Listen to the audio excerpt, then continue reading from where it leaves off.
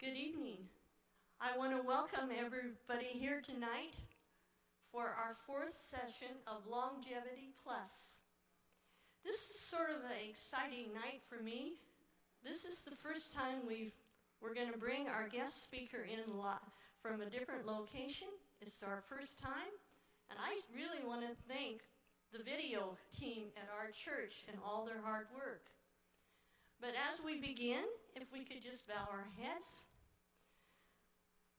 Loving Father in heaven, we're so thankful that you have a plan. You have a plan for our life. You have a plan for how we live. And we thank you for Dr. David Derose joining us tonight to share these steps of lifestyle living. And may we all be blessed and encouraged to move forward, to keep taking those steps for better health, better life, and a future. Thank you so much, loving Father. Amen. I want to welcome Dr. David Derose. Dr. David Derose is the author of LongevityPlus, and most of you, I think, sitting in front of me have your books, and I hope you that are watching us live have your books, and if you don't have a book, contact us at the Hayden Lake Church, and we'll try to make arrangements for you to get a book. So, Dr. David Derose, I want to welcome you. Thank you so much. It's good to be with each one of you tonight. And it's been exciting to be on this journey with you, even though we haven't been physically present there in Hayden Lakes, but at the outset of the program. And tonight we're going to feature something that some of you may have already taken advantage of. Many of you, I understand, did walk home with a copy of our videos that go along with the Methuselah Factor book. But we wanted to highlight day 30, which is sign up for a marathon. So we're going to actually show that here momentarily. And as you're watching it, if you've seen the video before, or if you're watching it for the first time, the real challenge is, what are you going to do differently from here on out? And then we're going to want to talk about that. We want to take your questions. We want to have some time for discussion, maybe sharing some new material for you. But we're going to begin by watching day number 30, the video that goes along with day number 30 in the Methuselah Factor program. So our AV team, my understanding, has queued that up. So hopefully we'll be able to see that momentarily.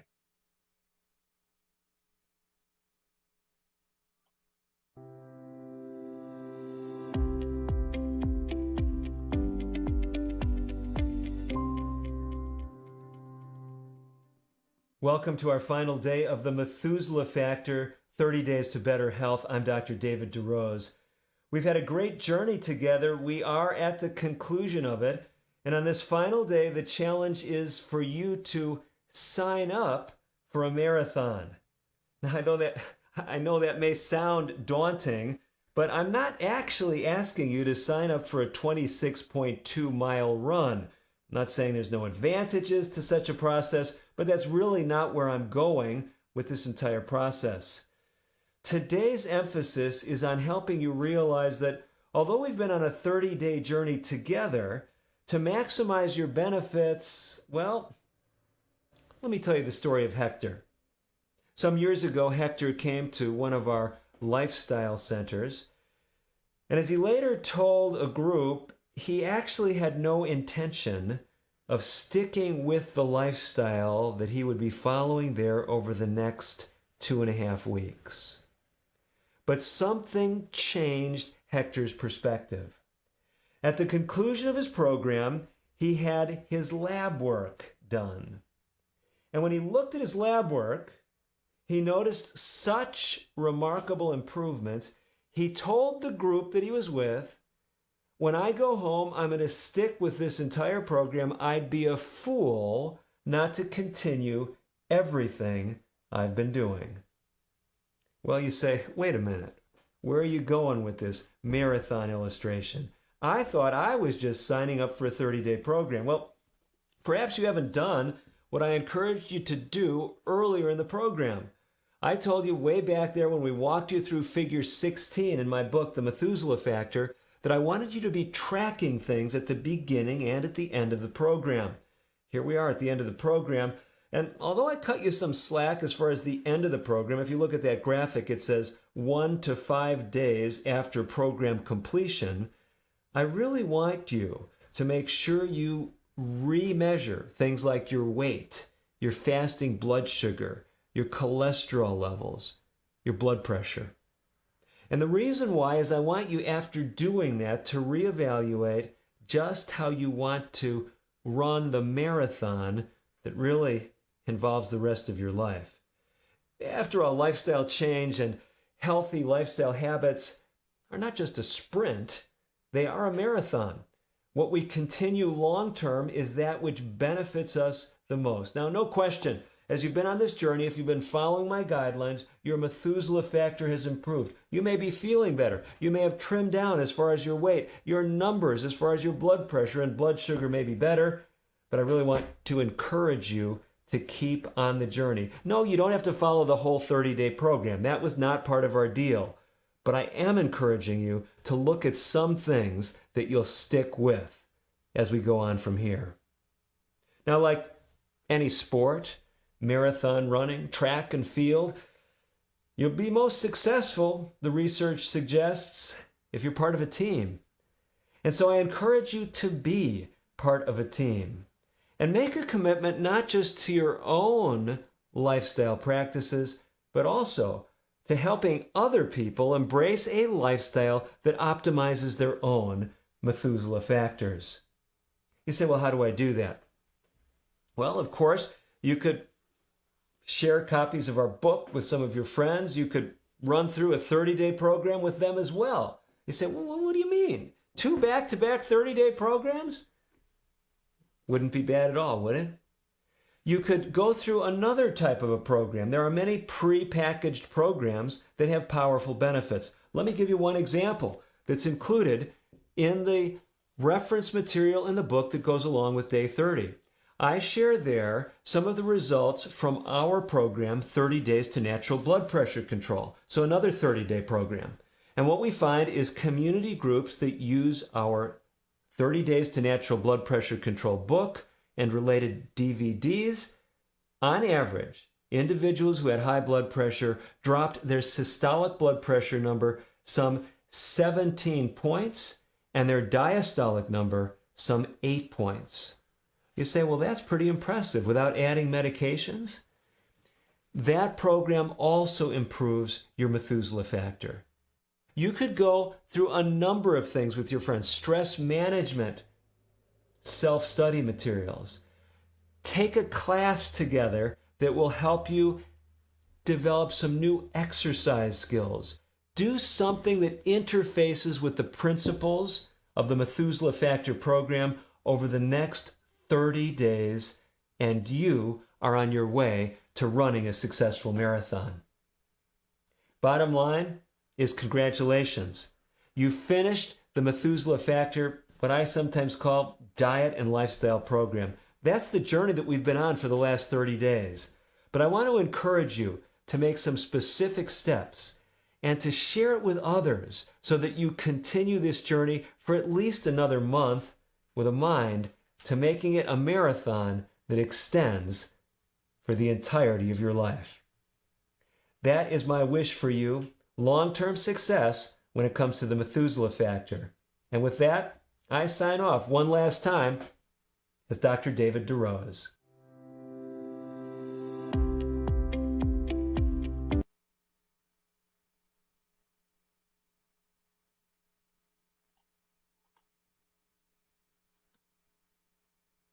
Okay, well, hopefully you walked away with some encouragement to do things differently in the future. So I'd be interested. I don't know if we have the capacity to do this, but maybe Lorraine or someone can relay this information to me. I'd be interested to see how many of you had actually seen that video or read the chapter before. So if you've seen that video before tonight or read the chapter, could you raise your hand and could someone give me a count?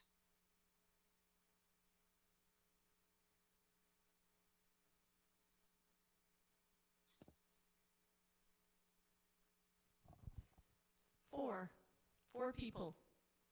Oh, 4 people? Okay. So how many are there total tonight, since I can't see the audience? Okay, it just changed to 5. Let's see, Okay. there's about 18 people here tonight. Okay. So, so One some more of you, arrived. okay, very good. Well, it's good to see each one of you. They're panning now. Our friends in AV are letting me see some of your smiling faces. Others of you may not be smiling that much. I can't see if you're really smiling or not, so you're safe, okay? If you're sticking your tongue out at me, shame on you, but I can't tell. Okay, so here's my point. You've just looked at a challenge. And I know some of you might think this was, oh, maybe a bit unfair to you because you signed up for a 30-day program. But here's what we know. We know even if you made the most dramatic changes for 30 days, if you simply went back to exactly the same things you were doing, well, 30 days ago, then your life from here on out may not be all that much different. Now, it's true, if you've made many changes, it could have staved off a heart attack or a stroke just within the last month. I mean, I know that may sound sensational, but the data suggests that is possibly true. But having said that, if you go back to your old way of living completely, this will really have done relatively little. Now, let me tell you something else that I know. And you could be a unique group, but having done many programs over many years, I realized something interesting. And that is there are many people that will go through a program not because they plan to do it right away, but just to get the information so that they can have it in hand to apply it somewhere down the road. And I know some of you might be doing that. In fact, I think I heard from more than one of you that wants to go through the program with another friend, family member. This is actually great. So the deal is this. I'm not so much concerned with how big a changes you made in the last month. I'd love to hear from some of you who have made significant changes and have seen some benefits. But if you haven't done that, I want to challenge all of you, whether you've made some big changes or not, to make some commitments tonight about what's going to be different for the next 30 days. I mean, is that straightforward enough? What are you going to do differently about your diet or your exercise habits or 100 other things?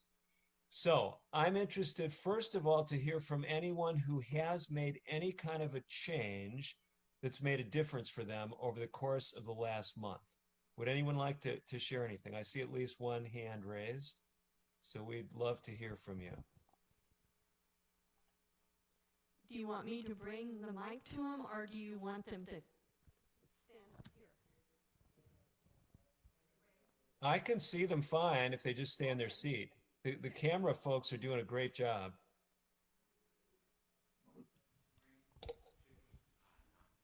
Somebody raise their hand over here. Hello. Right here. Hello, doctor.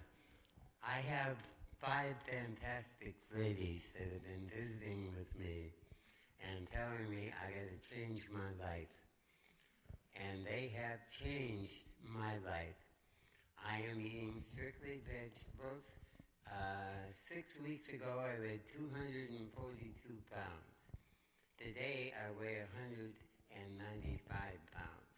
That's amazing. I'm not eating any kind of meat, milk, cheese, any of that for the past 2 weeks. And I am feeling fantastic. This is tremendous. Now, is this just a short-term program, or are you going to be sticking with this for a while? I am on it. Completely. This is fantastic. I'm a meat and potato person that loves his hamburgers and his steaks and gravy and potatoes. Not anymore. Good. I like this use of the past tense. I used to be a meat and potato person who used to like my hamburgers. That was great. I read between the lines. You were testing me there a little bit. I did a fasting on Thursday, I think it was. And during that fasting, I ate breakfast in the morning. I had oatmeal with probably something most people won't mix in it.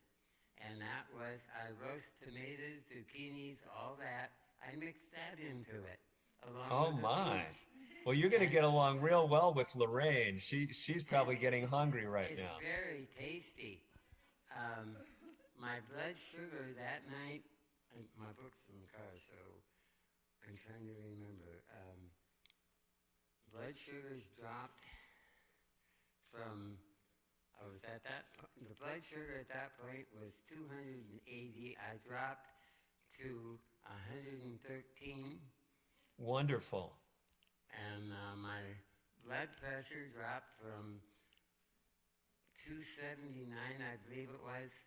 I got a book in the car that has everything. Yeah, I don't think it was 279. I don't think you would have lasted very long, like more than a few hours, but 179, Kay says. yeah, that Trying to sounds remember. The that's brain is okay. a That's little okay. 80 years old. The brain's getting better though. This is remarkable. Anyway, my blood pressures have been so much better. My blood sugars have been so much better. What? And I'm off my diabetic medicine. I have only taken a half of a hot blood pressure pill in the last 2 days. And Great. my blood pressure is still staying fairly decent. Well, I'll tell you what. I don't know who those 5 ladies are, but if they were anywhere near here, I'd be tempted to hire them right now. Well, one of them is right here. This is Jackie. And there's Okay. Kay. And the others are at home or other places, but they come by, they help me prepare my meals. I'm single, and they help me prepare my meals. And I've learned to roast, not through them. The first time they came to lunch, I had roasted zucchini, green pepper, onions, garlic, sweet potato, and I put a small slice of, not the right kind of cheese, but I put a slice of cheese on it. It was delicious. Well, that all sounded good except for one thing that I won't mention. But the best thing that sounded about it is you didn't all put it in the oatmeal. Just for me. That's just me personally. Okay. I'm very excited about these Thank changes. you. How long has it been now? Tell me again. How long has this been? I got out of the hospital with pancreatitis 6 weeks ago. I got out of the hospital a week before that with my bronchitis, and then my pancreatitis. So I had a rough time for a couple of weeks. And when I went in the hospital, I was 232. I went up to 242. And I told them, not anymore. I don't want to be on the IV. This is giving me weight I've lost. And when I met the ladies, don't misunderstand me, I'm in love with all of them. Okay, well, we won't go too far with that. But No, I'm let going me to stay single. Okay, good. I think they're feeling safer now too. So here's the deal. If you're wondering what kind of program you've been on, it sounds like you've been on the Methuselah Factor program. Whether or not you've read the book, this is the kind of program you've been following, and I'm excited about what you've been doing. And I am excited because the folks here who are planning to put this into practice, hopefully you're getting encouraged too. So it's not just Dr. Derose telling you about the medical research. You have someone right in your group who's been applying these principles and seeing the results. So thank you so much. And especially thank you because I heard you say that you're going to stick with this program. You're going to be staying on this diet. That's excellent. Okay, now of course I can't hear you without the mic, but I can see your enthusiasm because your mouth is still moving. 180 at Christmas. Okay, that's your goal. And he wants to walk. Okay, good. Well, you're putting yourself in the best position to do that. That is great. I saw another hand raised, so we're going to hear from someone else tonight.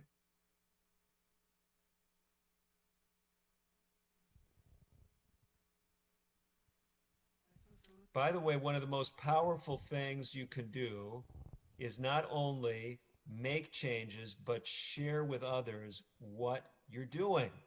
Because people need this kind of encouragement. People, I'll tell you, so many in our communities are discouraged. They're just hearing all this bad news. They're feeling like they're a victim. There's nothing they can do. They can just hope to find the right doctor. Well, sure it's good to find good healthcare providers, but there's so much you can do for yourself, and that's what the emphasis is. Okay, someone else has the mic, and we've got her in focus on the camera. The most, the biggest improvements I've made, I lost 5 pounds, and Excellent. and I had already gotten down to goal weight before I started this program, so I haven't seen those 5 pounds off for a long time. Tremendous. But the other thing is I really was focusing on blood pressure because I take 2 blood pressure medicines and have ended up in the hospital with 222 one time. And, wow. And I've been eating beans 3 times a day, which is new and different. Okay. And my blood pressure was going down so much, I just kept thinking, boy, this is great, and I didn't have brains enough to remember the admonition, you might have to cut your blood pressure meds. And I finally had brains enough to cut them in half because I was getting dizzy because my blood pressure was too low for me, even though it was normal for other people. And so obviously the program does work. Tremendous. That's really encouraging. So the Methuselah Factor program, as we talked about it, of course, is a program that helps with high blood pressure. You've just shared that. But some of you might realize and I think I think you may actually have some of these books around there. And I'm going to see if I can do this without throwing my computer on the floor, because I'm a very creative, in a creative studio here. Some of you can tell this may not look like a typical studio, but if my screen jostles around, you'll understand what I'm doing. But what I'm doing here is I'm showing you our other book, 30 Days to Natural Blood Pressure Control. So the principles of the Methuselah Factor carry over into this book, but this book is expressly designed for blood pressure lowering. So some of you may want to pick that up if they don't have them right there for you tonight. You can pick it up on Amazon as well, or at many other bookstores. So that is just encouraging. And I want to tell each of you that just what we're hearing from these this young lady and the young gentleman, some of you think I'm using my adjectives loosely, but you know, we're in a church, so I can tell you that God's plan for you is to live for eternity. So you're all young, okay? You're going to let me get away with that tonight? But here's my point.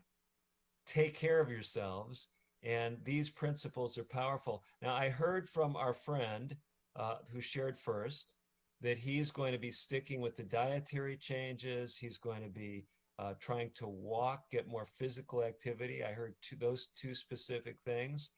You've mentioned sticking with the program. Let me make a comment before I'm going to ask you, who just shared, about what specific things may be different other than the beans 3 times a day. If that's it, that's great. But let me mention this. When it comes to diabetes and high blood pressure, you're very right. It's important to make adjustments in medications. Now, I generally recommend you work with the doctor or the clinic that prescribed the medicines. And the reason why is some medicines we can taper more easily. Some we can just stop completely. Other medicines, if you stop them completely, can be very dangerous. So it sounds like you've been doing fine, but my point is best to get that professional input. Doctors don't want you to pass out from low blood pressure. They're going to be, in general, happy to cut back on your medicines too, but they have training on how to do it more safely. So keep that in mind, as your needs for blood pressure and diabetes medicine often will continue to decrease as you stick with a healthy program.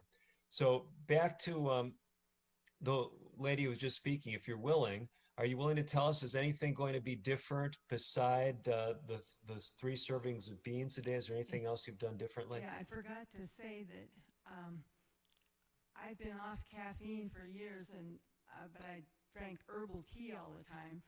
And so the day after you last spoke here, I have just been drinking water, hot water instead of tea, and I've been counting the 8 glasses of water a day. because I knew that I wasn't drinking that much. And so that has obviously made a difference. And I had called a couple of different women to go on the program, and one of them couldn't go this month but has agreed to go next month. And then one Tremendous. lady I've been having as my accountability partner that only watched it on the program. And so I shared with her the highlights of each chapter.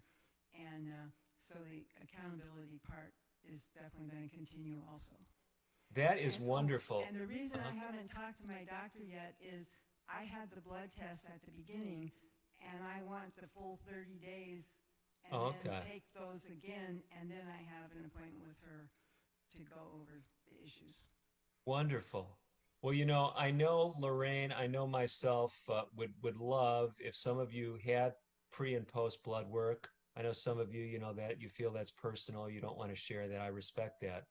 But if you have some data before and after, whether it's blood pressure, whether it's blood sugar, whether it's actually lab work, that really helps. Let me give you an example of this. In fact, I'm going to, I wasn't planning to show you this slide, but I was not able to hear the audio of the last presentation, nor was I able to see all the slides. But I'm going to just hold something up. Did you see something that looked like this? Was this in the video that they played for you? Can you see that? You may not be able to read it. Did you see a slide that was looking at blood pressure changes in people on a 30-day program? If you've got the Methuselah Factor book, it's on page 279. So I just want to show you that. If you don't have a book, you can be friendly to someone else, but first check to make sure how careful they're being with their social distancing, and put your, you know, binoculars, take the binoculars out if they don't want you to get within 6 feet. I could put this slide up for you. Why don't we try to do that so you feel like you're all equal footing? And it's going to give me an opportunity to show you something. So I'm going to share my screen with you. Lorraine, did you want to share something? Yes, we have another lady here that really wants to share. Well, I want to hear from her, but can I show you a few things first? Is she okay? Oh, Okay. yes, but she's got something exciting, I think, to tell us. Well, I'm excited to hear from her, but while we're talking about this, I think it logically follows very well what we've been speaking about. So what I'm going to do here is I'm going to share my screen. So let's go ahead and do that. And we're going to share this screen right here. So are you all seeing my Google search screen? Okay. I'm going to type in compasshealth.net. You heard of compasshealth.net? Some of you have. So that is my website. So here's Compass Health Consulting. We'll enlarge that a little bit for you. Okay. And we're going to go over here, not to home, not to about us, not to events, but to resources. Okay. And why am I going over to resources? Because I want to go down to help for high blood pressure. You'll see why I'm showing this to you. If you click on help for high blood pressure, you'll have a picture of our book. You can get it right there on the website, by the way. Then we have some free videos. And I mentioned these to you earlier. They're similar to the videos. They're not as they're not professionally done, but they go through the same 30 daily challenges as we did in the Methuselah Factor program. So if you've watched the videos already on the DVD set, maybe you have that, and you want to watch something from a little different perspective, especially for blood pressure and diabetes, we'll go through the same goals. So be bold, measure, measure, measure, be big on beans, okay? Move more, etc. And you can go through all those 30 days there. But what I want to show you is this is material about hosting a seminar. So if you're wanting to help other people, you could, of course, just go through the Methuselah Factor program. But if you're especially interested in high blood pressure and the benefits you can get with that, we have a number of free resources, the free videos I just showed you, if you have the blood pressure book, 30 Days to Natural Blood Pressure Control, you go to get started, and what you'll find is we have a description, free materials, but what I want you to notice here is we're going to blow this up for you, if I can do it. And I wanted to show you this graphic. It's the same graphic that is in your book. And I can't get it any larger than that for you. At least what I'm trying is not working. But do you see this graphic right here? It's also on page 279 of your book. And what I want you to notice is this is a 30-day program doing the kind of things that you've been doing. This is based specifically on our blood pressure book and our blood pressure videos that are described in this material at compasshealth.net. But the average person dropped their systolic blood pressure nearly 18 points. So what, 17.1 points. So it dropped from 157.5 to 140.4. Now, how do we know that that happened? We know it happened because these were people like you. They were going through programs in communities and they were sharing their data. In fact, these people were actually having their blood pressure monitored during the program. But if you share your data, this helps us to communicate to others the kind of benefits they can have.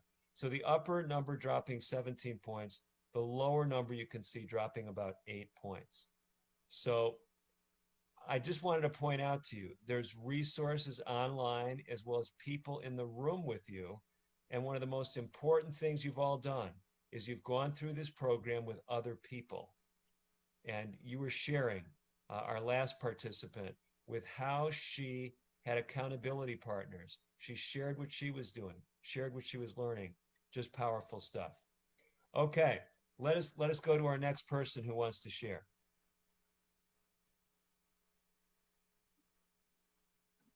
Eat more beans. I started eating more beans, and thanks to Lorraine's introducing the Instant Pot, that's really easy. And what I'm finding is what you said, what she said, what the book says, that I'm not hungry so soon. I can last longer between meals, and I'm very happy about that. Just a simple thing, eat more beans. And are you going to stick with that? Absolutely, I'm going to get better. Oh, good, good. Well, thank you for encouraging me too. I got to cook up some more beans. My wife is back in California seeing patients, so I've eaten all the cooked beans that she had prepared already for us. So I've got to make some of my own tonight. But you're exactly right. Beans are extremely powerful. If you didn't make this connection, I'll make it for you again. So one of the things that beans do, because of their fiber, their soluble fiber, their leguminous fiber, is they keep levels of CCK elevated in your blood. Now, what is CCK? CCK is a hormone. It stands for cholecystokinin. It's a hormone that if you still have a gallbladder, it will tell your gallbladder to release bile. But CCK does something else. It is a satiety hormone. It helps you feel satisfied and not want to eat again for as long. So the soluble fiber in beans keeps the CCK levels higher, so that actually helps you to feel satisfied longer. So it's powerful. And I appreciate you mentioning that, because one of the things that undermines many people's health is snacking between meals. Now, I know the most common thing, this is what the research shows, the most common thing that people snack on, they don't even call it a snack. They don't even think they're eating. It is caloric beverages. Now, the previous person who shared talked about the herb teas. Now, there are some herb teas that we prescribe medicinally. If you read our book, 30 Days for Natural Blood Pressure Control, you'll know that we recommend hibiscus tea. But many of the herb teas, some of them actually raise blood pressure. Some of the herb teas raise blood sugar, others lower it. But many people, they find that the herb teas are, well, maybe not all that palatable unless they put some sweetener in it. They say, but Dr. Derose, we're just using natural honey from the bees on our own property. Well, whether it's the bees on your own property or the bees in the property of somebody across the country, honey has calories, and it's a simple sugar. And what will happen is that will actually adversely affect your blood fluidity. Remember, one of the daily challenges in the book, and I'm opening it up here in case you've forgotten, if you're looking at the index, one of the easiest ways to see what each of the daily challenges is just look in the index, and you'll see on day 17, the challenge is avoid hidden sugar. That would apply to any sweetener. You don't, when you drink the tea, you don't see the honey, okay? But honey and any sweetener will actually tend to worsen blood fluidity. It's fine. Eat the natural sweets at your meal. You know, enjoy the squash and the fruits. But once you start taking in calories between meals, that will tend to undermine your blood fluidity and make it harder to lose weight and cause a number of other challenges. You want to be less tempted between meals? Then you got the message, eat more beans. Very good. You folks are not only been making some great changes, you've been sharing some great success stories. And by the way, this is motivating to other people who haven't been on the program. Do you realize that what you've been learning in this program is you can be a blessing to your neighbor? I'm going to tell you a true story. Just yesterday, someone came up to me and they said, Dr. Derose, what can I do? I want to do something to help people, but I don't seem to have many talents. And I'm a homemaker. I'm at home. My son is in school. But what can I do? Here's the simple thing that anybody can do. Share your experience with people, especially what you've been learning through this program. And for those of you who have just been learning the things, been taking it all in, haven't been applying it, again, what the challenge is tonight, I would love to see each one of you choose to do 2 things differently for the next month. 2 things that you weren't doing a month ago. Maybe you've been doing it this month, like some who we've heard from. Maybe you've made no changes yet. I'd like you to commit to do at least 2 things differently for the next month. And I'd like you to make sure you have someone in this room that's going to be your accountability partner, that you're going to keep in touch with at least one person in this room on a weekly basis. You might want to extend the influence. You may want to share with other people, encourage other people, share your story with other people, invite them to make some simple changes with you. But this can have profound benefits, can really change your own health and the health of people around you. So here's what I'm going to give you an opportunity now to share. So you can still share something that you've changed, but I would also be happy to hear from someone who's not yet made any changes. Maybe they've made some changes, haven't seen any big differences, but you want to share with the others in the room what you're going to do differently for the next month. Differently, again, compared to before the program. Or I'll give you an option, and that is if you've learned that you've been doing something that was really good for your health, this has really reinforced it, and you want to do it more faithfully, you could share that too. So it doesn't have to be a total change, but could be something that you just really want to be more faithful with and share with other people or invite someone else along the journey. We're just talking about this whole point of we want to make this something that lasts for more than 30 days. So who else has something they would like to share on that note?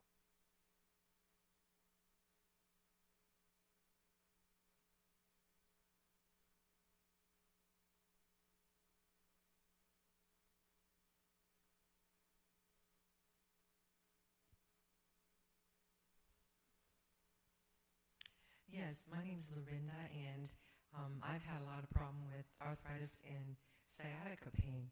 But my goal is to increase my exercise. I've been doing about 20 minutes a day, 5 days a week, and I'm going to be doing 20 minutes twice a day so I can get more exercise. The other plan I have is to eat more greens and beans on a daily basis. So those are the 2 things Excellent. I'm going to work towards. Lorinda, I so appreciate you sharing. And let me make a point about the exercise when we have orthopedic issues, musculoskeletal issues. So I'm always supportive of people doing more exercise. Here's the thing you want to be careful of, and this is not just for Lorinda, it's for all of us, because some of you may know people that got very excited about doing more exercise and they overdid it. So the question is, how can you know how much is enough and how much is too much? Let me give you a few rules of thumb. Well, if you have any question, of course, it's always great to talk with one of your healthcare providers, okay? So that's always a great thing to do. But beyond that, if you find that while you're exercising, you're having discomfort, that may or may not be a bad sign. Some people with bad arthritis, they're going to have pain when they're exercising. You could have what we call claudication, someone where they have blockage in their arteries. It's going to be painful to walk. But the big question is, how are you the next day? Okay? If you're no worse the next day, then you probably did not overdo it. If you're worse the next day, you probably overdid it. Okay? So what we tell people is gradually make your increases, and especially watch for the areas where you have symptoms. So if the sciatica is getting worse, by the way, I'm going to recommend a book for you. Okay? And I'm going to put it up on the screen here in just a minute. It is one of my favorite orthopedic books of all time. And it is called Treat Your Own Back. Okay? And I'm going to try to be real creative while we're talking, because the same author has a book called Treat Your Own Neck. Okay? So this is a great book, and I'm going to put a picture up here. Oh boy, here's a picture of a used book. You can get it for $4. Robin Mckenzie is the author, and I'm going to put this. There's a neck and a back book, and I'm going to stick them up here for you if I can pull it off. I'm having a little bit of a challenge doing it. Okay, I see what's going on here. So you guys are being very patient with me. I really appreciate it. So, some folks actually anticipate perfectly all the questions that are going to come up.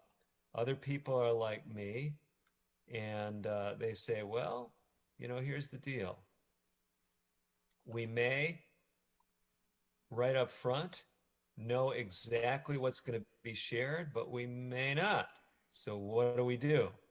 Well, we try to do some of this on the fly. So that's exactly what I'm doing here. And I'm going to see if this, oh boy, this thing is so good. It's even smarter than your presenter. This is a very creative tool. And I got it here. We're going to pull this off yet for you guys. I know some of you are saying, well, I've got Treat Your Own Neck. I've got Treat Your Own Back. Have you got the author's name down? The author is Robin Mckenzie. Robin is a world-renowned physical therapist. And I know some of you are like me, you're visual people. And so you're waiting. You're just waiting. Is Dr. Derose actually going to put up a picture of Robin Mckenzie's book, Treat Your Own Neck or Treat Your Own Back? And some of you are saying, well, we've got it. We understand. Treat your own neck, treat your own back. So by the way, I don't get anything from Robin Mckenzie for book sales of this title. You would think I've repeated the title enough times that I should be getting some royalty, but I don't. And what we're going to do now is we're going to try to share this picture with you that I've gone to great lengths to try to have available for you. So let's see if this all comes together for you here. Are you seeing that?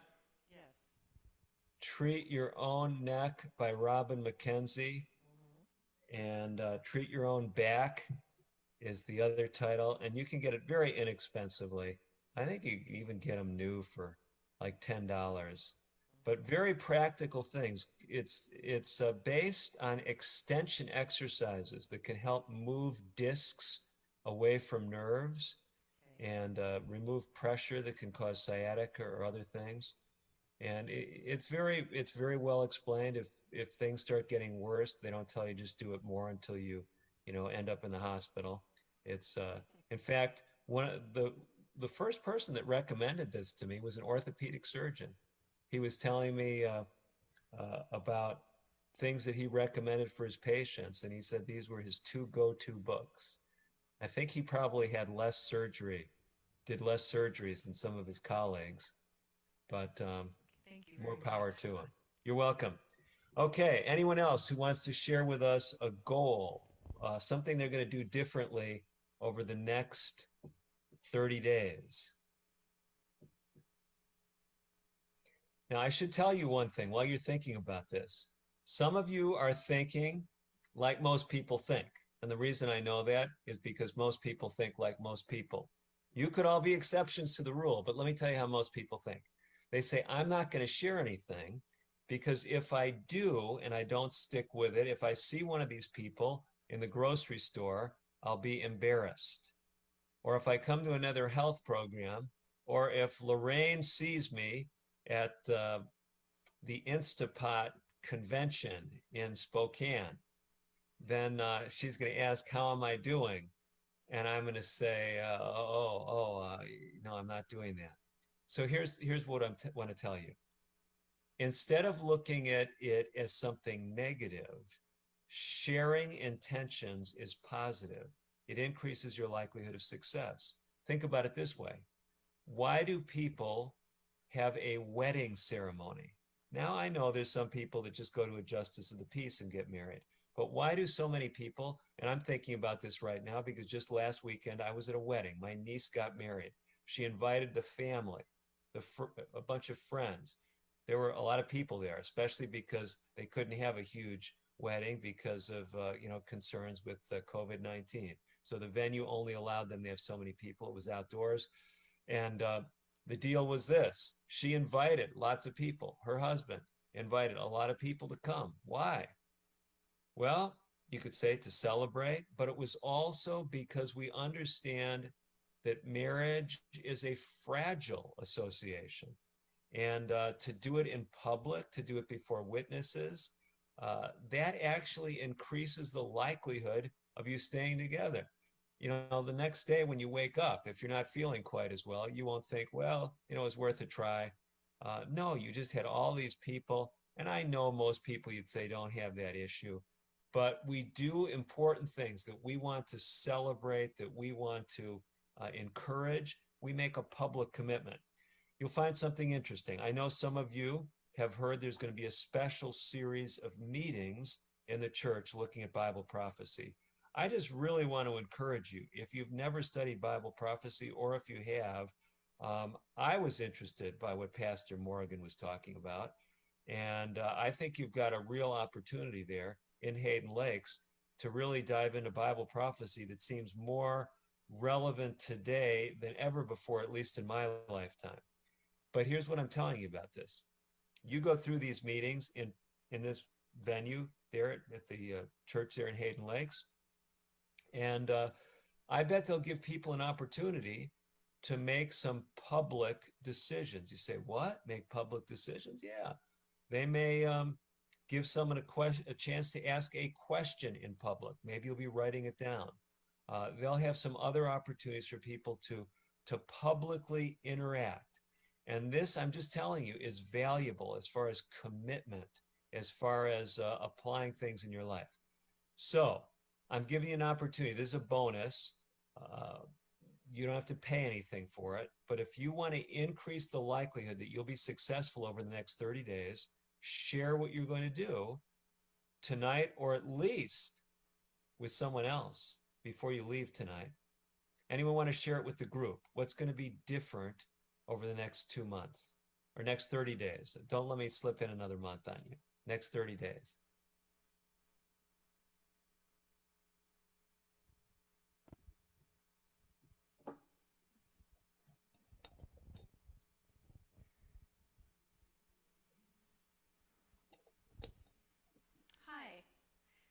share. I made a few changes, but not as dramatic.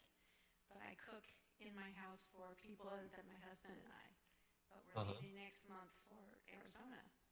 So I now have the opportunity to load the RV with the kind of food that I want to try.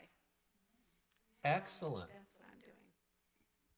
This is powerful. I just want to commend you for that. Let me tell you something, because you know, you mentioned maybe not making such big changes as some other people. The issue is not how big the change is. I mean, of course, if you just got out of the hospital because you had an infection, a bronchitis, and then a pancreatitis, that's going to get your attention. You don't want to go through that again. By the way, people can die from pancreatitis, okay? So you don't want to go that route again. But if you're pretty healthy, you might say, well, I don't know how big a change I have to make. I'm not concerned with how big the change is. What I want to challenge every one of you to do is to do something and stick with it. Stick with it for another 30 days. And I've challenged you tonight to do 2 specific things. So this is great. Changing the food options, whether it's going on a trip or whether it's your cupboards, change things, that is tremendous. It can just be one thing that can count for a change for 30 days. You can say, you know what? By the way, I'll tell you a true story. Was talking with a good friend, a health professional, many miles from here, so don't try to imagine who it was. And this person was telling me, they said, you know, there's this nice physician that lives near us. I might be changing some of the details, don't worry. This young lady, she's very health conscious. She's trying to help our community, but she's telling her patients it's okay to eat lots of eggs and cheese. Now, let's say that doctor happened to be here in the program. She could say, you know what? I'm going to just try to leave off the eggs and cheese for a month.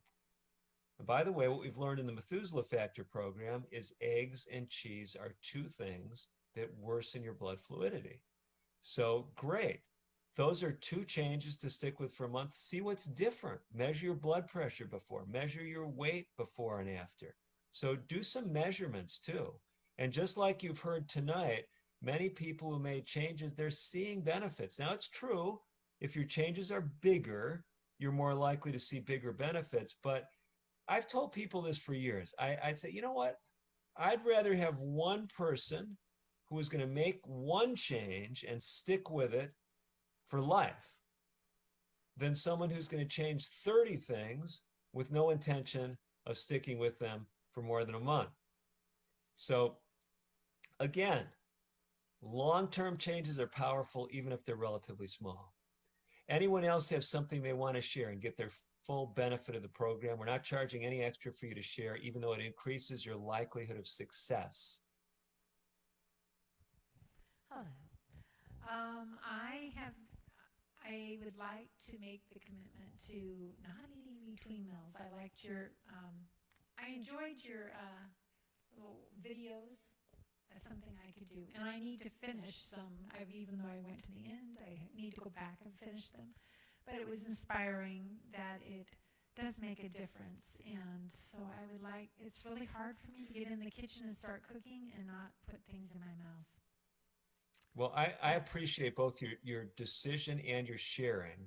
I know that was probably not the easiest thing you've ever shared in your life, but I want to commend you for doing that. And let me tell you a secret for all of you. A decision about what you're not going to do is nowhere near as powerful as a decision about what you are going to do. Now, that does not mean this is not a good decision. It's a great decision.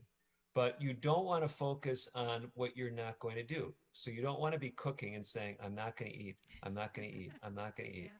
You want to focus on what will you do. So when you're tempted to eat, do something else. Maybe drink a big glass of water, okay? Or go into the bathroom and throw cold water on your face. Or, no, really. So you want to break these habit patterns. And the way you break habit patterns is not focused on what you're not going to do. That is a great goal. Again, don't misunderstand me. Great goal. Someone else may say, I'm not going to drink soda pop. Someone else may say, I'm going to stop smoking. All those things that you're not going to do, those are powerful, but you don't want to focus in the time of temptation about what you're not doing, because that just forces you to think about what you're not wanting to think about. Okay? You're walking around tape over my mouth, but yeah, okay. Yeah, well but that again, that's positive. What are you going to do differently? Yeah, if I'm tempted to eat, I'm going to put tape over my mouth. That might be extreme, but anyway, you got the idea. So very good, very good. thank you. Okay, thanks for sharing. Well, I know our time has just about slipped away. Lorraine, I don't know if you have any final things you wanted me to address, but I know you've got other things planned for tonight. I do want to share with each of you that I've enjoyed getting to meet many of you personally. Was glad that I could be there in Hayden Lakes. We are looking at some opportunities of my coming back, if not in person, at least virtually. So keep on friendly terms with Lorraine, and she'll let you know whether that's going to come together. Lorraine, anything else you'd like me to mention? We've got somebody sitting here that wants to share, and I want to give them the time. Go ahead. Okay, very good. Yeah, I just wanted to say that I have always been a very health conscious person and try to find various ways how to make things better. And I came to this program in order to find out. However, I cannot plan and promise that I do anything in the next 30 days because we just moved here and we have a lot of things. We don't live in our own home. We have to wait until ours is finished, so I don't do my own cooking. And I have a lot of deadlines that I have to take care of, so I don't have the time. But when it's finished, I'm looking forward to be in our own home and to be finished with all these deadlines that are hanging over my head, and then go ahead and will use what I have learned in this class. I actually very much appreciate what you're sharing, okay? So even though I've been encouraging people to do things in the next 30 days, you make a very important point. Sometimes there's just so much on our plate that that we can't see our way clear to do anything more, and I respect that. But let me tell you something, what I especially liked about what you shared. You were saying that you're not just putting off making changes, you're actually making a commitment to make some changes once you're in your new home. And I want to commend you for both things. Don't take on more than you can handle. I don't want to set anyone up to fail. But the last thing I'll mention is sometimes there are some things you can do that do not take any extra time, may even save you time and money. So I just have to put a plug in for this, okay? And I'm not saying you should do this, but I'm saying for some people, one of the things we heard about tonight that I love to talk about, saves money, saves time, is fasting. Skipping one meal, maybe once a day if you're overeating, but maybe just one meal a week. It will actually save you money and save you time.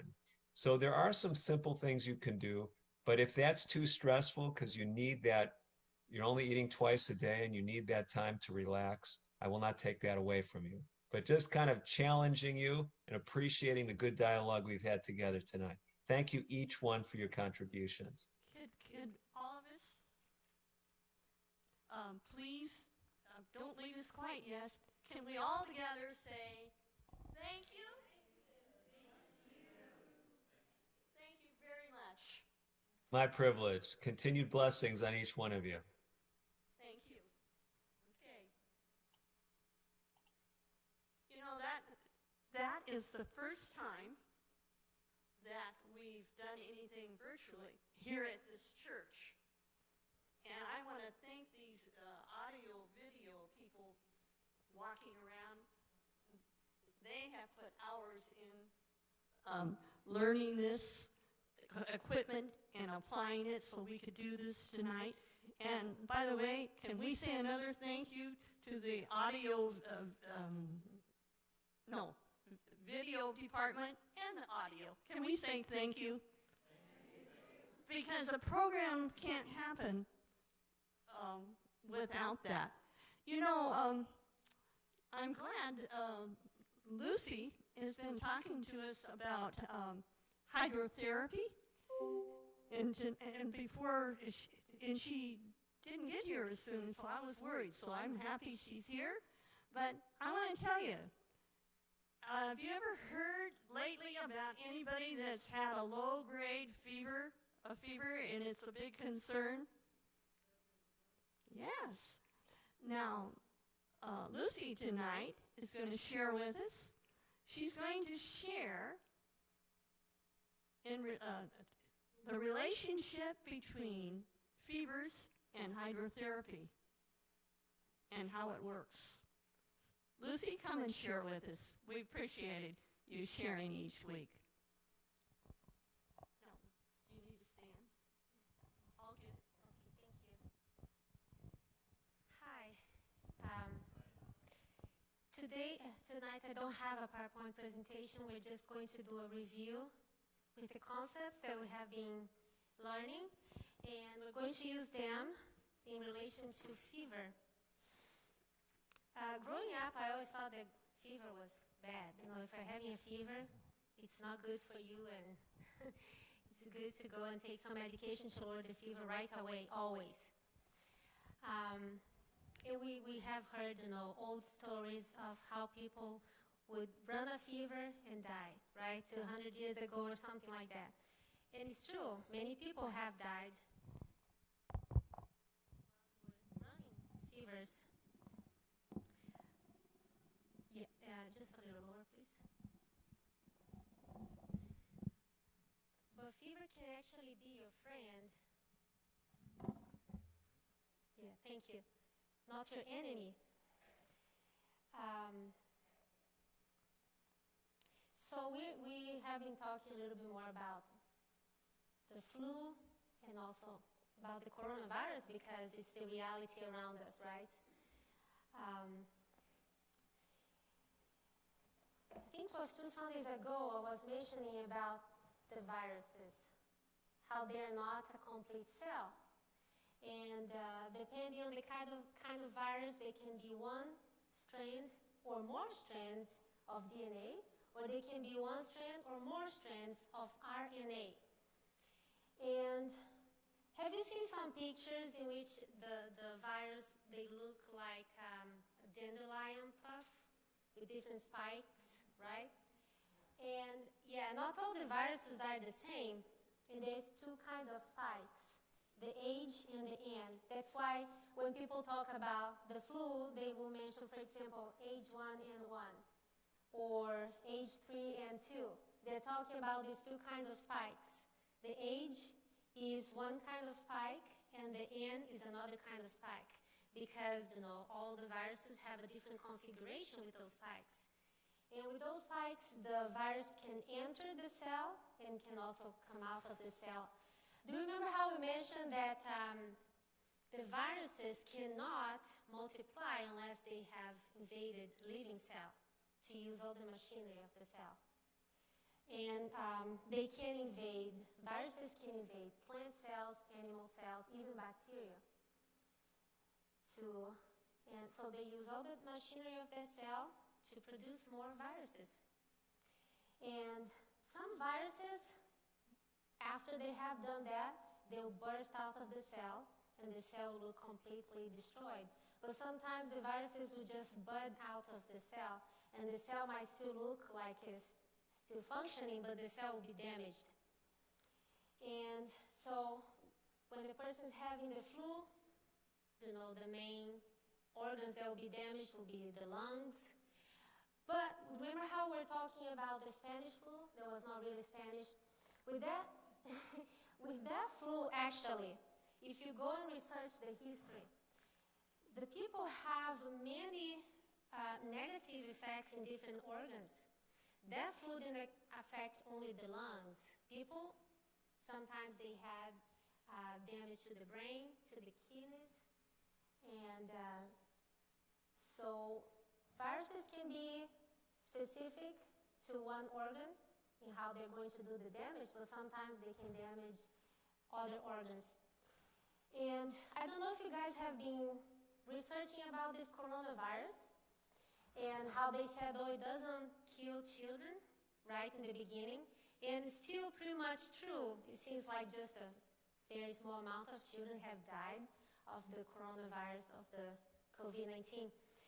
But what they're finding out is that it can damage several organs in the long run, with children especially. I was reading the website of the National Institutes of Health, and they were studying a group of children in the United Kingdom. They all had the COVID-19, and after like a couple of months, I think, they were presenting some symptoms as if they were having inflammation in different organs in their bodies, in their body. They call the multi-system inflammatory syndrome. So you might think, oh, the virus affects only the lungs, and if I'm not having lung problems, I don't really need to worry, and maybe I didn't have the virus. But with children especially, they're finding out that they can have this multi-system inflammatory syndrome after they have had the infection of the COVID-19. So that I saw a similarity with the Spanish flu, even though they're not from the same family of viruses. But I thought that was very interesting. So the viruses, they have two different kinds of spikes. And what happens, have you noticed how people talk in how they can mutate? Viruses can mutate, right? The public health workers come up with some kind of vaccination, and then they say, well, maybe next winter this vaccination is not really going to work anymore. Why is that? It's because the genetic material inside of the virus can undergo reassortment. So the virus can mutate, and the spikes outside will have a new configuration. And so you might have had a specific immunity for the virus of last winter, but if the virus mutated for this coming winter, your antibodies no longer will be fit for the new strain. So the antibodies, they are the specific immunity. We have non-specific immunity and specific immunity. Do you remember those slides about the white blood cells? Probably, right? So some white blood cells, they're non-specific. They'll come and attack pretty much any virus that's coming into your bloodstream.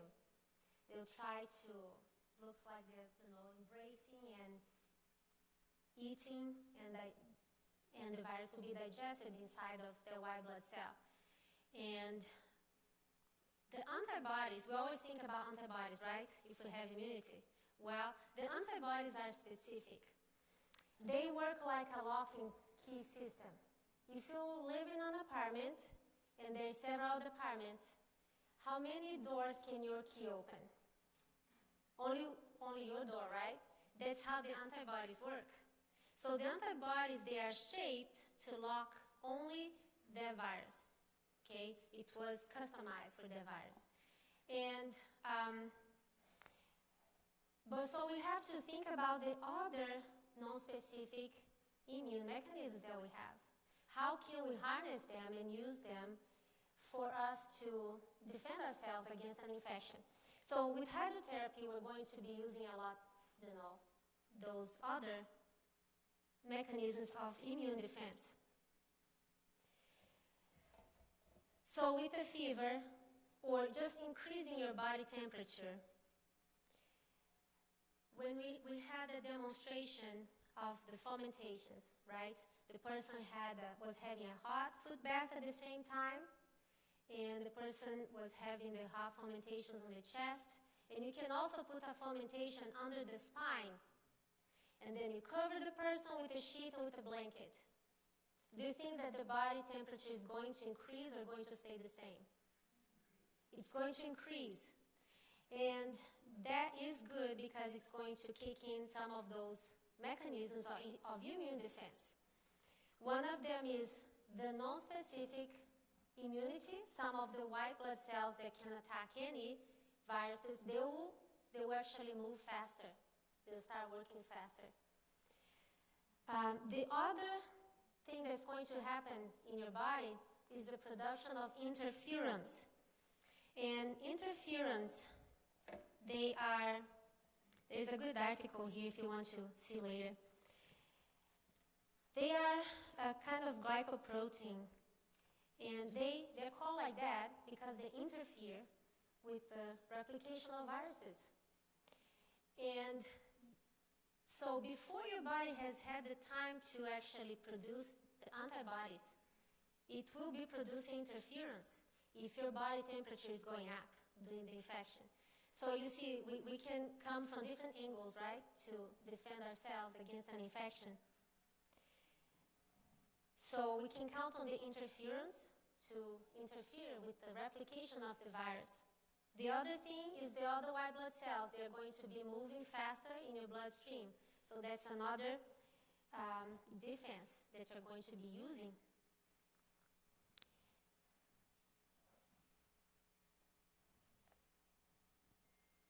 So with the fever, what happens with the fever? The body will generate that response in the presence of when there is the toxins that are released by different pathogens, the brain will sense those toxins.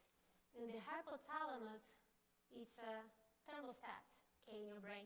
It will set up your body temperature to go higher. So before you reach that higher temperature, you're going to feel like you're chilled because your body didn't reach that new temperature. And so that's why we usually get cold, right? Just when you're starting with a fever. Because your body's saying, I want you to reach a higher temperature, and while you're reaching that temperature, you feel cold. Now, one thing that's very important, it's very important for you to keep the person hydrated when they're running the fever. Otherwise, the fever goes up very quickly. And it's not good to just allow the fever to, go uncontrolled.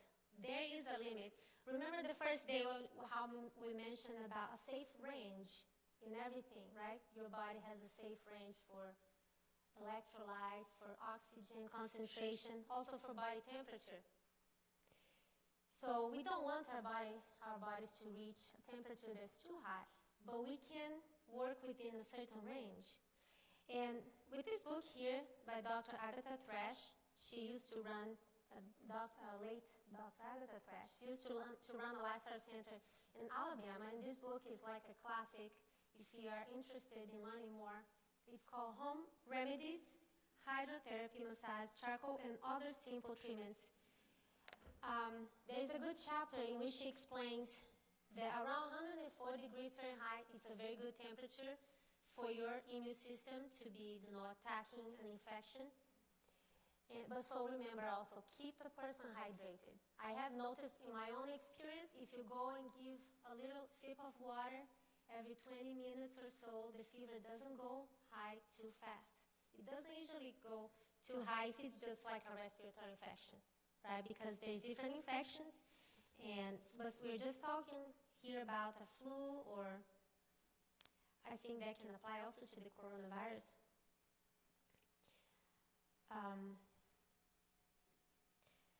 So the hydration is very important.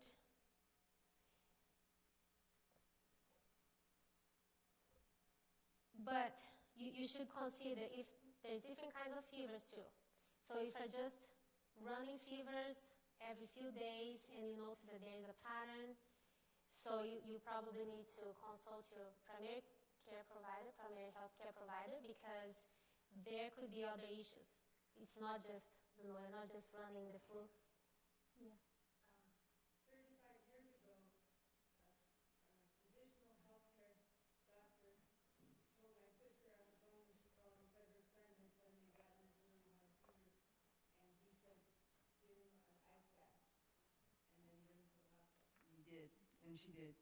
So I was surprised that he knew about that, and because I hadn't heard of anybody else being told that. Oh, okay. Until you started talking, and I've heard other people say that now.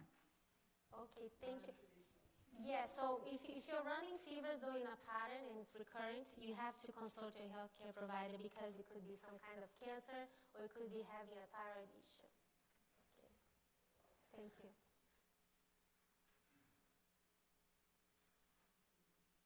Let's say thank you to Lucy. She's been here 4 times, and I really appreciated what she's been sharing. Thank you.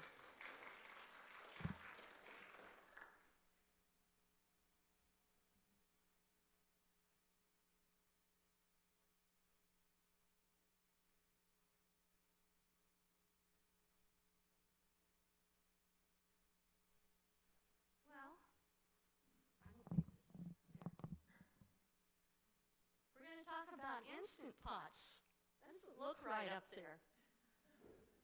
Well, I want you to take your recipes, and I want you to turn to the second page. And down at the bottom, you're going to see there is a winter gardening is possible. And then you have a link to a YouTube video.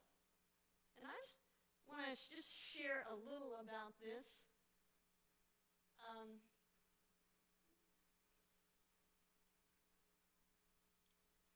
There we go. I think I might have gone too. How would you like to go outside when there's snow on the ground in the winter and be able to pick those greens and beets? Wouldn't that be exciting? I think it would be. And here is different things to sow. So we've been experimenting just a little at our house, and there we have built some little hoop houses over our garden beds. But I sort of got excited about something that happened. You see right here, you see these? They're just coming up. And then over here, I'm going to make it a little closer up. Can you see it now? Here, right over here. You see? They're just starting to come up. They were under the hoop house. And what was so exciting, I know a little girl that helped me plant them last Wednesday. And they're coming up. It's sort of fun to think that you can grow things in the winter. And here's I'll show you right here. This is where you were just looking at. And here's another garden box that we planted. I've got bok choy, I've got kale, I've got arugula, I got some spinach, and then an Asian green in this one. And you know what I'm hoping that happens? That I can harvest this when it's snow outside. There's another. And then see, it's closed down now, and it makes it come up faster. And then you put another fabric inside of it, which we haven't done. And what it does, with the outside cover and the inside, it raises your zone about 3 units. And where we live, I think we're in about a 6B, and see, it'll move it up to a 9B. You see, now, is that exciting? So watch this video, and I think you'll get interested. And if you don't have a garden, even if you live in town, I'm going to encourage you to get a little pot and grow something in it. It's exciting to see things grow. We are going to just spend a few minutes on the Instant Pot. The Instant Pot can transform your kitchen for more convenience. And earlier, when I walked in, Karen, if I got your name right? Debbie, I'm sorry, Debbie. She shared something with me, and I'm going to hand her the mic. Just share. So you have been sharing your Instant Pot, and tonight I tried a butternut squash soup in it, and it was amazingly fast and really easy. And my son, who doesn't like squash, enjoyed it.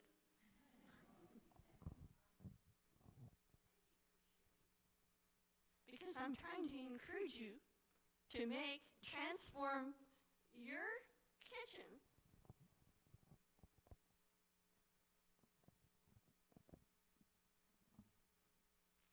Now let's just quickly look at a few reasons. The Instant Pot is more than a pressure cooker. You can make yogurt in it, and I have done it, and it turned out very nice. You can cook cornbread, and that's a nice experience. Lasagna, a cake, cheesecake, you can do a lot of fun things. And then Debbie just told us this, you can quickly do a delicious meals. It's safe. Now let me tell you, last Sunday I was going to cook pot method in front of you, brown rice. Well, we ran out of time and I didn't think I should try to do it. So the next day, on Monday, I went in and put it in the pot, and I put the water and I put the rice, and then I went outside to work outdoors.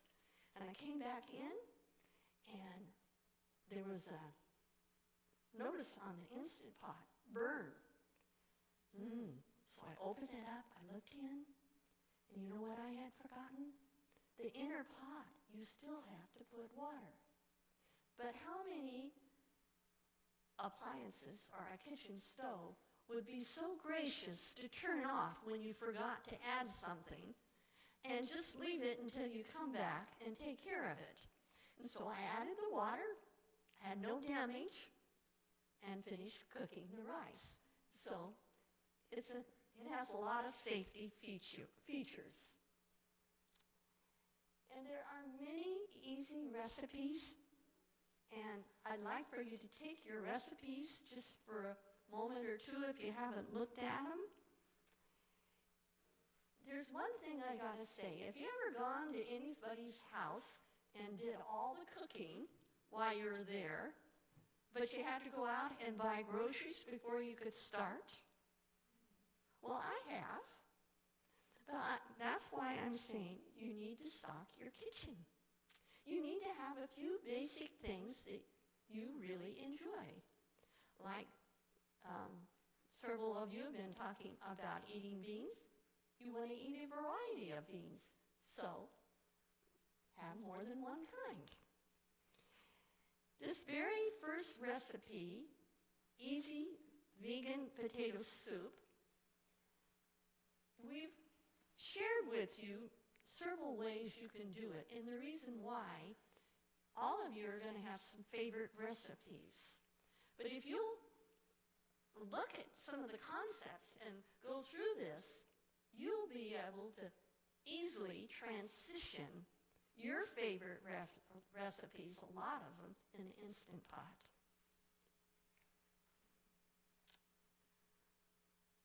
Friday, I was outside working again, and I'll tell you why, because it was a beautiful day, and there isn't too many beautiful days like this left before the colder weather comes. And first in the morning, I cooked some steamed potatoes in my basket, and later I cooked some edamames, and there was some garlic for our lunch. And then I sliced some beautiful, not store-bought tomatoes that were very delicious, and cucumbers. And that was our lunch. But then when I got ready to clean up after lunch, which you know does happen, I only had, whoops, I did that wrong. Always getting this thing wrong. Right here. I only had one pot to clean up. That's nice.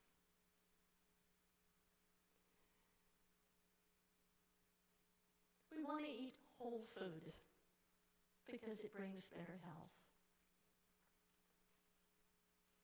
But whole plant-based food also opens other very beautiful beneficial possibilities for us.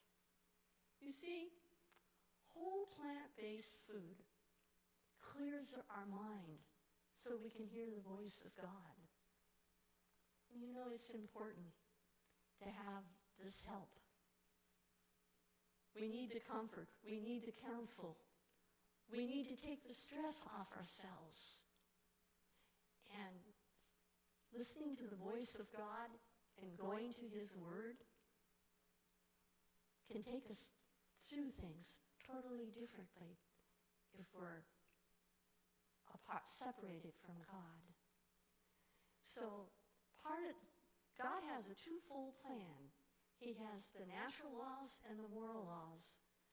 And the natural laws, the health laws, there's 8 basic laws, really help us to tune into Him so He can help us in family relations. Have you ever been around people that aren't well? I have. I used to work in a hospital. And, you know, they can get sort of, what do you call it? Grumpy. And I remember I worked in an outpatient lab, and they'd come in and they'd just gotten out of the hospital, and they would be so grumpy. And then when they started to feel better, what a different person they became. But when we eat the whole plant-based food, we have a friend, our Heavenly Father, not only that is we're cooperating with, but He pours out blessings.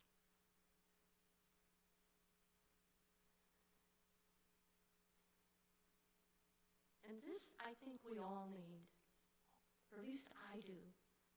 Thou wilt keep him in perfect peace, whose mind is stayed upon thee, because he trusted in thee. I'll tell you, we can walk through a lot of things with God. He doesn't always take all the problems away, but He can sure help us, lift us above them. So as we eat and learn to follow a better lifestyle, God's blessings are poured out. And I think some of you have been saying that. Well, we're going to transition now to Charmaine. Charmaine is going to talk to us about nuts and seeds. Charmaine likes cooking very much. And I will say many times, as I want to welcome Charmaine, that I've had many people come up and say, if you would only come to my house and cook for me, I would eat this way. Well, there isn't enough of me to do that, but I want to share with you, as Charmaine comes over and joins us, that she actually professionally does come to people's home and cook whole foods. So welcome, Charmaine.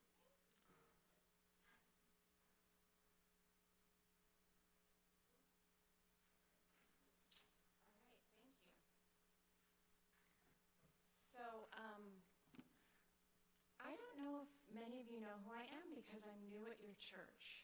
And I just want to thank you for the opportunity to share with you tonight. So I thought before I would go into the nuts and seeds, I would tell you a little bit about my journey to health. Are you guys interested? Because I haven't always been a vegan. It has been progressive for me. About 17 years ago, I was diagnosed with cancer. I was 37 years old. So I was pretty young. I had no family history of breast cancer, so I didn't suspect myself to be at risk at all. In fact, I didn't look much different then than I do now, honestly. I was working as a personal trainer. That was one of my jobs. And I was working out several hours a day. And one of the things I was doing, I was drinking these protein shakes. You know, they tell you that you need a gram of protein per pound body weight when you're training. So I was getting all this extra protein in these shakes, and one of the ingredients in the shakes was egg white. And so basically, I was just taking in all of this animal protein. Not to mention, I ate quite a bit of chicken at the time. I did not consume red meat. I mean, I've been an Adventist since a little girl, so I've steered away from some unclean foods, but I had eaten quite a bit of chicken, I would say. And you know, when that tumor was found, it was 7 centimeters, which is about the size of a lime in my breast. And I really thought it was a death warrant for me. And I opted not to have some traditional therapies like chemotherapy and radiation, but I did have surgery. I had a mastectomy at the age of 37. That was 2003. You know, I didn't have the information that I do now. I might have done things a little differently, I don't know, but I figured I was through mothering and nursing, I could live without a breast, but I didn't have time to be sick, and I knew enough to think that chemotherapy was going to make me sick, and I didn't want to be sick. So it wasn't until about 2005 that I came across this book, The China Study. And I tell you what happened was I got a position. I have a history in health promotion and health education. I got a job, and I was working as a wellness coordinator. And so they sent me off for training, and I went to be trained at the Coronary Health Improvement Project with Hans Steele. And that was quite a while ago. So, repeat what, sis? I was working for an entity that hired me as a wellness coordinator. And I was very aware of the Coronary Health Improvement Project, and they sent me because they wanted to get their employees healthy.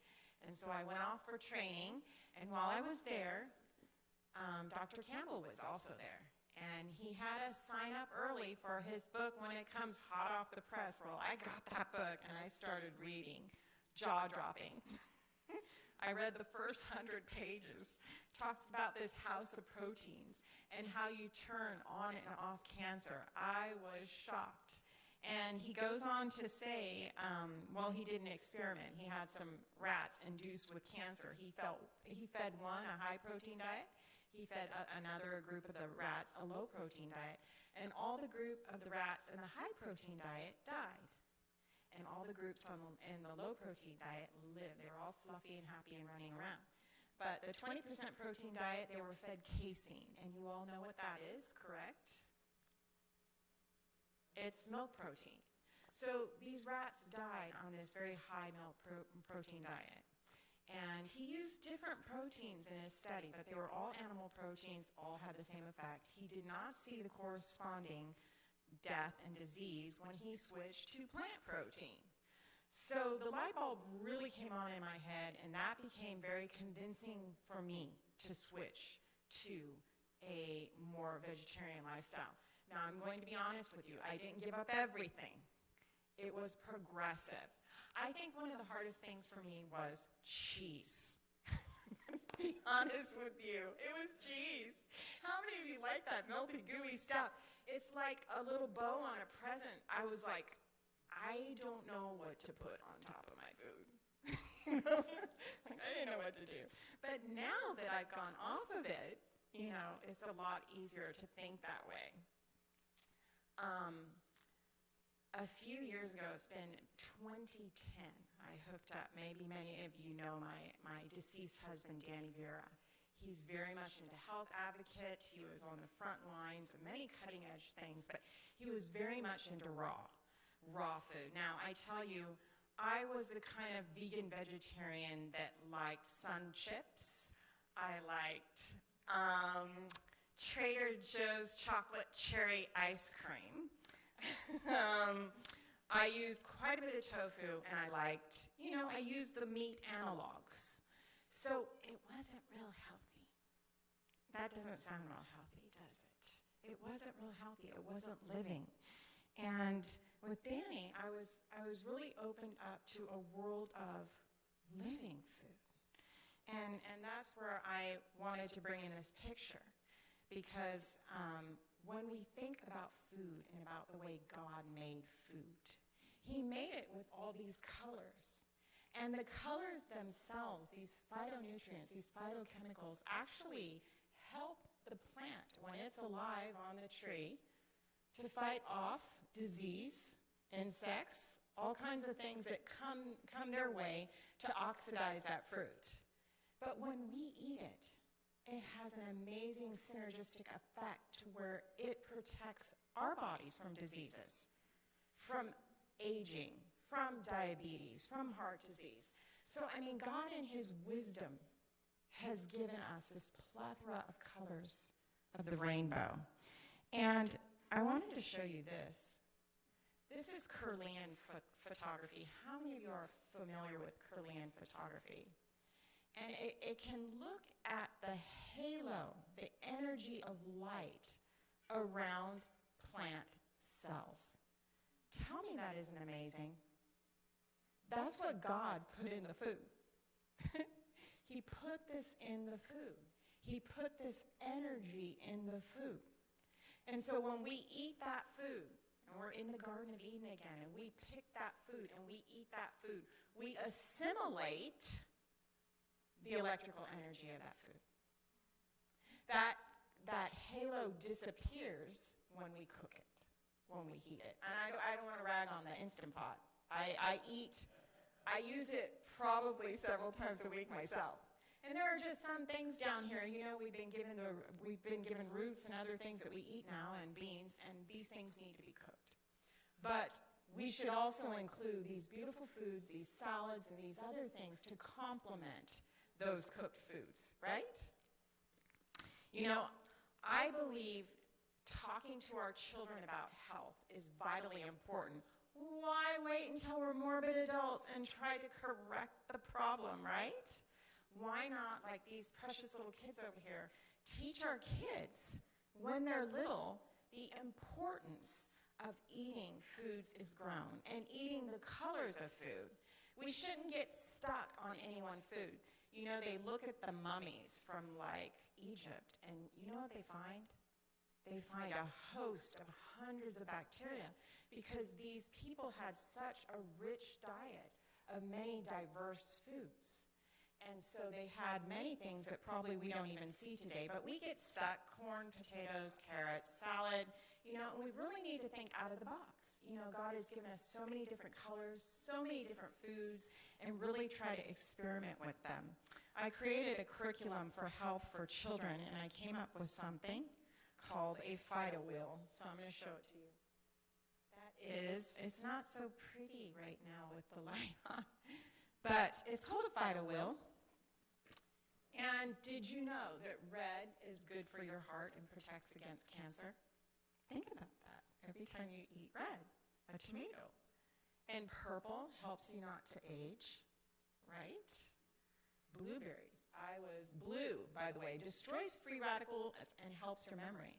I was listening to an adjunct professor at Loma Linda at a vegan food conference where he actually showed blueberry consumption arrest dementia. Very interesting.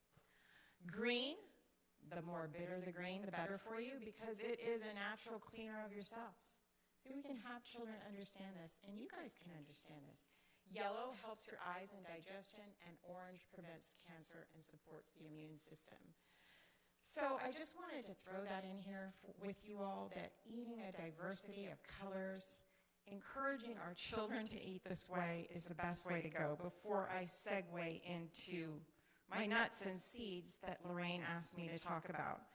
One more thing, too, that really has impressed my life, I'm showing you some of my favorite things, is this Back to Eden book. How many of you are familiar with Jethro Kloss's Back to Eden? Jethro Kloss, he wrote a book called Back to Eden. He was privileged to sit in the audience of Ellen and James and listen to them talk and the early pioneers of the health message. And so he also talks, just like the Methuselah factor, one of the things he says, cancer germs cannot grow in pure blood. He makes that statement in this book. Very interesting, huh? Yeah. Well, let's move along here. Nuts and seeds. And God said, behold, I've given you every herb-bearing seed, every tree in which is the fruit of a tree yielding seed, to you it shall be for meat. And of every tree of the garden thou mayest freely eat. So these things, these nuts and seeds, really are to comprise quite a big portion of our meal. You know, as we look at our overall meal, we should be including these things several times a week in our diet. I like this verse too in Ezekiel. And by the river upon the bank thereof, and on this side and on that side shall grow all trees for meat, whose leaf shall not fade, neither shall the fruit thereof be consumed. It shall bring forth new fruit according to his months, because their waters they issued out of the sanctuary. And the fruit thereof shall be for meat, and the leaf thereof for, what does that say? Medicine. These are God's healing tools, non-pharmaceutical healing tools. So let's talk about almonds. I need to take this out. Okay. Did you know a handful of almonds, about 23 almonds to be exact, contains about 160 calories? A study published in the 2006 American Journal of Clinical Nutrition found that women who ate the small serving of almonds had significantly higher levels of a particular hormone called, and Dr. Derose just said this, so I know how to say it right tonight. He said CCYK, cholecystokinin, released only when eating fat-containing foods. And remember what he said about this hormone? It gave you a feeling of satiety and fullness. So that's interesting.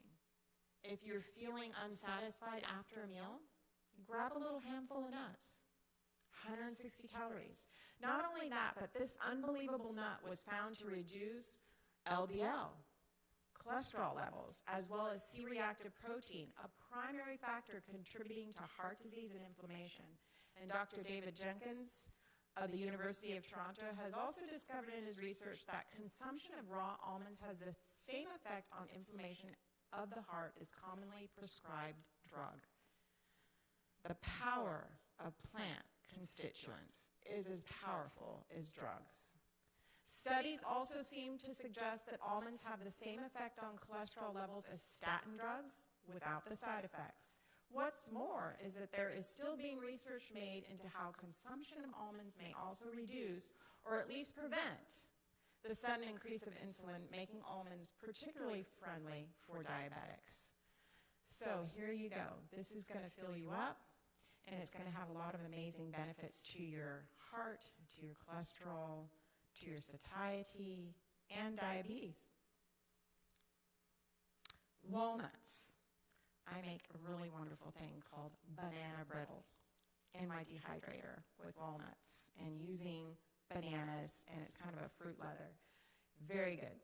Walnuts are one of the few rich sources of plant-derived omega-3 fatty acids, alpha-linoleic acid, or ALA.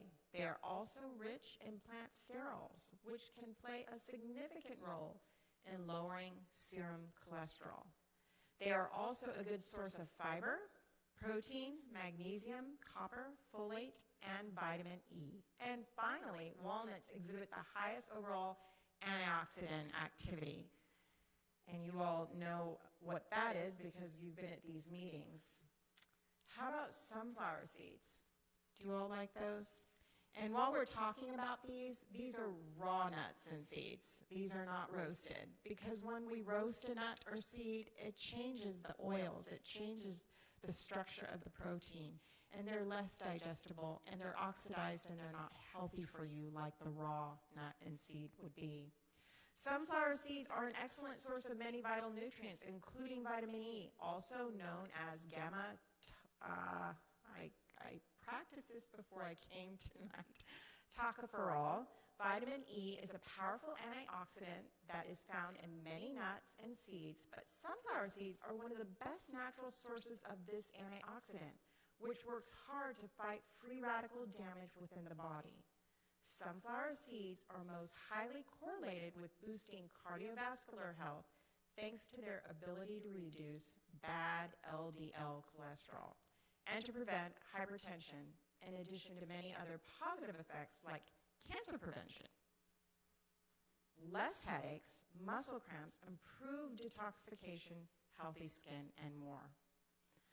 I use a lot of nuts and seeds for vegan salad dressings.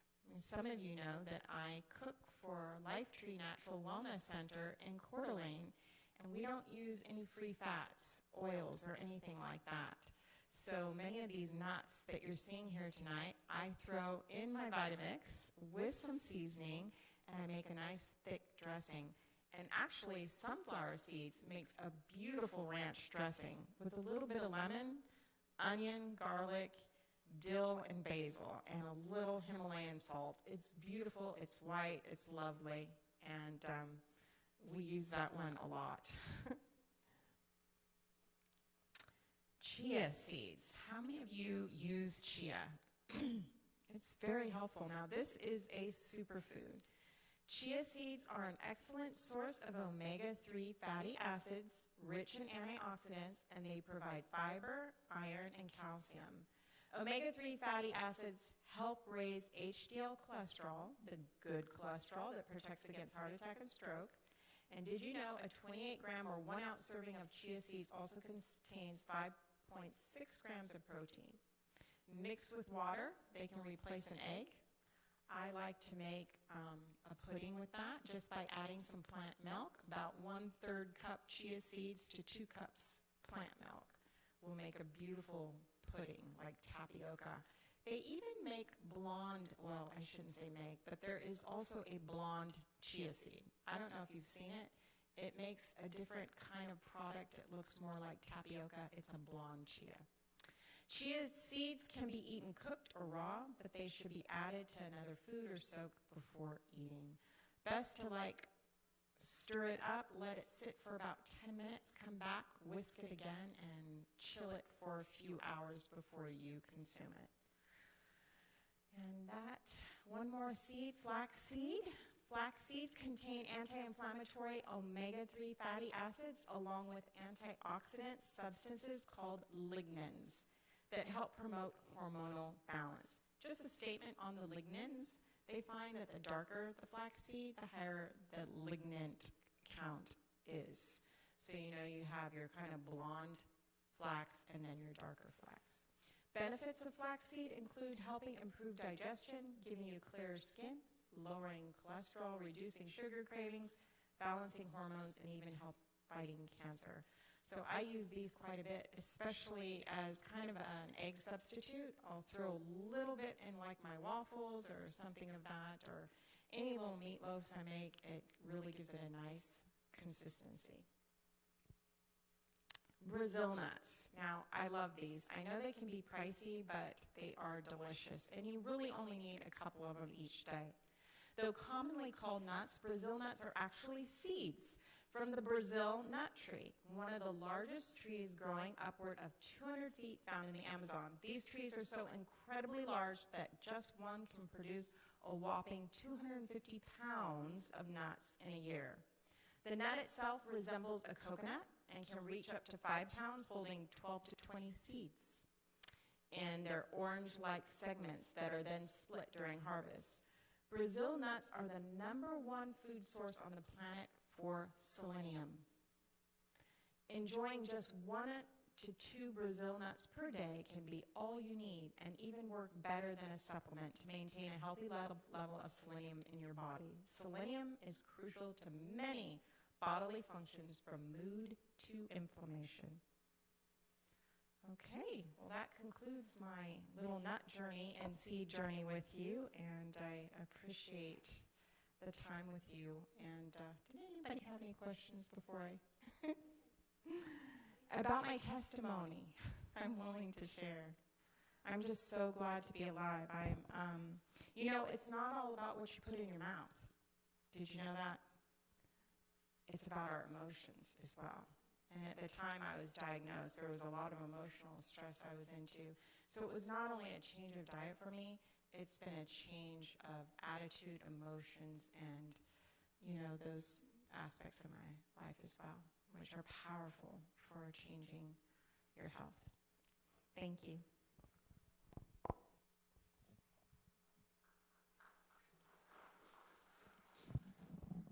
Thank you, Charmaine. You know, there's a lot of nuts that you don't want to be friends with, but there are some that you do want to be friends with. So pick your nuts. But that was good. Thank you. You know, will you bear with me just a minute or two here? Everybody struggles, or at least with certain things they have to give up. At least I have in my life. It's been a journey, and it's step by step. But I'm going to share the outcome of one thing that I struggled with, and it may not be the thing. I'm not sharing it to tell you to do it, but it was my struggle. And part of the reason why I wanted to give up, I'll tell you in a second, is because I know by my genotype testing that I'm in one of those 80 to 90% high rates of coronary disease. In other words, I'm high risk by genetics. And I've known this probably, 25 years or 20 years, because I actually was tested. And so about 3 or 4 years ago, I was personally convinced, for knowing what I know about myself, to give up earth balance. And when I was growing up, by the way, I didn't grow up a vegetarian either. And I didn't grow up not knowing not to eat lots of sugar. So for me personally, I knew I was better off not to eat butter. I wasn't eating butter, but even earth balance. And, you know, I liked it. You know, I liked the taste. You know, when I was a kid, I could take a piece of popcorn and dip it in the butter and eat it. Or I could eat fruitcake and put butter on top of it. I mean, I didn't know any different, and I enjoyed it.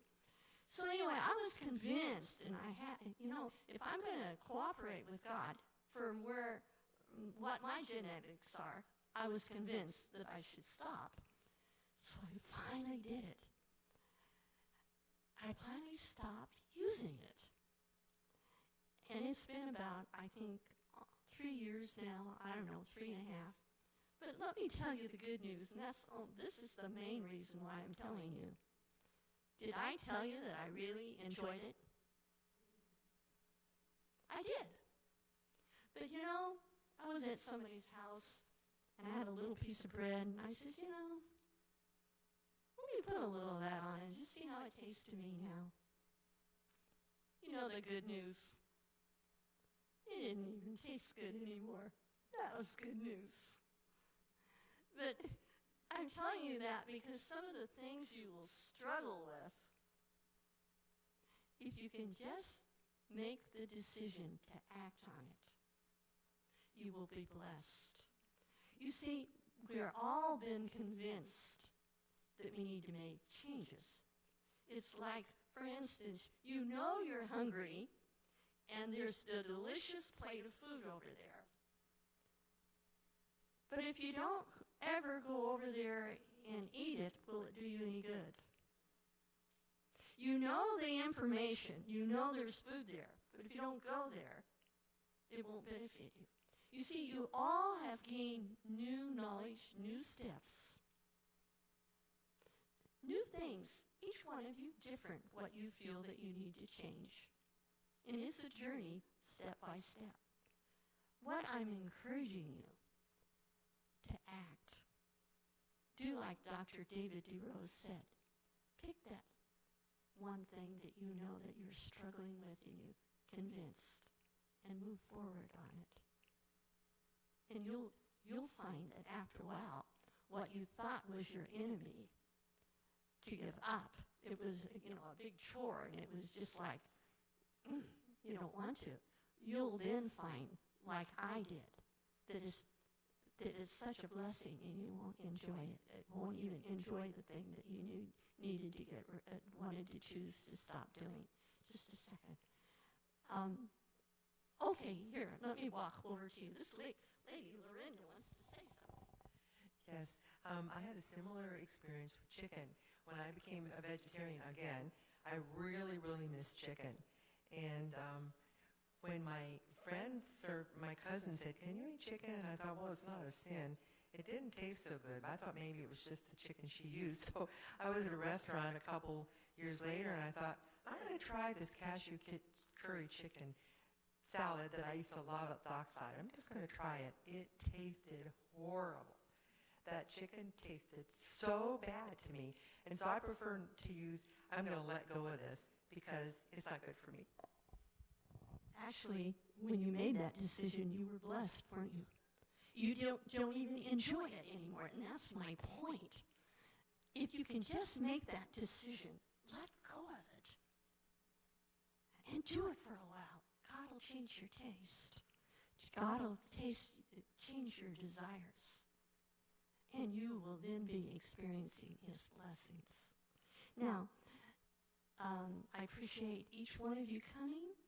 There is a possibility, I haven't worked out all the details, that Dr. David Derose could join us in November. I'm not going to tell you the date yet. But if he comes, what we would like for him, not in person but by Skype, is we want him to talk on dealing with the holidays. And if we do it, we'll do recipes for the holidays. Ones that you can be proud of, that you used and enjoyed at the end of the holidays, that come January, how would you like to say, I don't have to make New Year's resolutions. That was a fantastic holiday. And I enjoyed all my food, and I didn't eat all that junk.